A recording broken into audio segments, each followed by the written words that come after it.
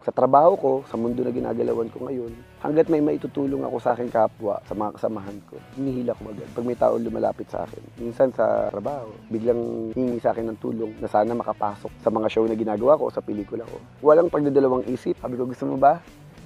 Kunin yung number niya. Opportunity ang ibibigay ko sa kanya. Hindi ko siya bibigyan ng pera. Trabaho. Kasi ako, pag tinanong mo ako, ayoko yun. Yung may mga taong nanghihingi ng pera. Oo. Pantapal yan. Matutulungan kita ngayon. And then after that, anong mangyayari? Pag naubos yan, hihingi ka ulit. Ako lagi trabaho. Hanap buhay. Hihilahin kita dito. Mabilis ako magbigay ng opportunity. Pero may hirap akong katrabaho. Kasi pag nakita kita sa set, napabanjing-banjing ka lang, na naglalaro ka lang, na hindi mo siniseryoso ang ginagawa mo, hindi tayo match.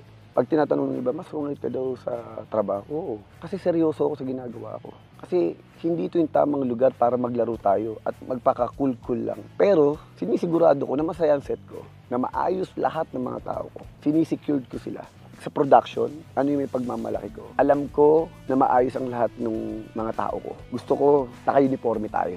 Kasi sa production, kadalasan, kanya-kanya lang kami ng wala kami uniform. Para may identity tayo. Para alam ng mga tao kung anong kumpanya ang pinapasukan natin. Pangalawa, sabi ko ngayon, gusto ko ayusin natin yung sistema ng taping. Sana magawa natin ng paraan na kahit yung mga talent natin, dapat may sarili silang tent. May tables, may chairs, at may sariling portalet.